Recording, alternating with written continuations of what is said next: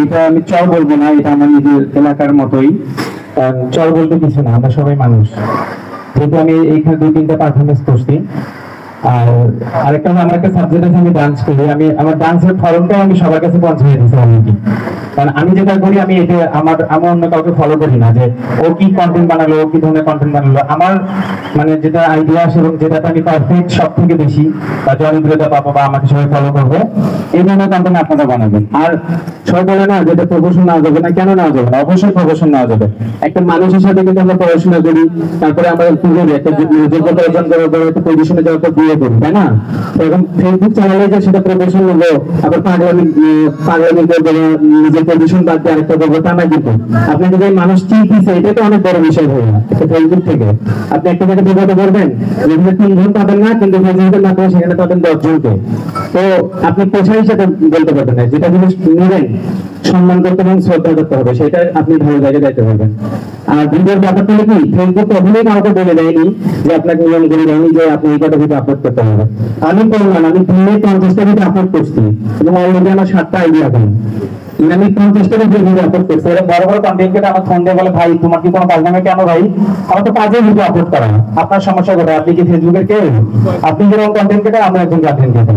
আমি video upload করছি, 10 দিন পর আমার ভিডিও আপনি দেখুন। তো আপনাকে বিভ্রান্ত হবেন না, ছবি সবকিছুই ছাড়বেন, কিন্তু আপনার ভিডিও বেশি বেশি আপলোড করতে হবে। যত ভিডিও আপলোড করতে হবে তত পাবলিসিটি বাড়বে আপনার একজনের যাবে। আপনি যদি প্রশ্নের যদি 7টা অ্যান্সার না করেন, আপনি পাস করবেন কিভাবে? আমরা যারা টিচারদের খাতা থাকে, অনেক সময় দেখবেন যে আমরা যারা এক্সাম দেই, 7টা প্রশ্ন মধ্যে 5টা দেই, দুটা মানে 4-এর জন্য কিন্তু ফেল করে। তখন যদি এক্সাম বলে যে এই দুটো প্রশ্ন যদি অ্যান্সার দিত, ভিডিও লিখতে লেখা, তারপরে আমি কিন্তু ওকে কিছু লিখে পাস করে দিতে পারতাম। সেম এইটাও কিন্তু আপনি যত ভিডিও আপলোড করবেন, আমার কথাটা আপনারা যদি গুরুত্ব দেন, অবশ্যই সাকসেস হবেন। কারণ আমি শিওর, আমার একটা 12 মিলিয়ন গেছে এই যে 1 সপ্তাহের মধ্যে। আমি 15 দিনে 35কে ফলোয়ার বানাইছি আমার একটা আইডিতে। আমি ডেইলি 30টা ভিডিও আপলোড করছি। ভিডিও আপলোড করার নিয়ম কি আমি আপনাকে বলি, কোনো নিয়ম নাই। আপনার ভালো লাগতেছে যে এই সময়টা মানুষ হয়তো খুব ভিডিওতে আছে অ্যাক্টিভ, যেন আপনি ধরেন সকালে ঘুম থেকে উঠে পার্সোনাল ব্যাপারে যাই, তার বউয়ের সাথে কথা না বলে আগে ফোনটা আগে হাতে নেবে, দেখি ফেসবুকটা ঠিক আছে নাকি, মেসেজ কে দিল বা কি হলো, কোনো ঝামেলা হলো নাকি, জিমেলে কোনো কোড আসছে নাকি, এরকম কিন্তু বলেন। আপনারা করেন না এটা? যারা কন্টেন্ট ক্রিয়েটর তারা কিন্তু আগে এটা সার্চ করেন।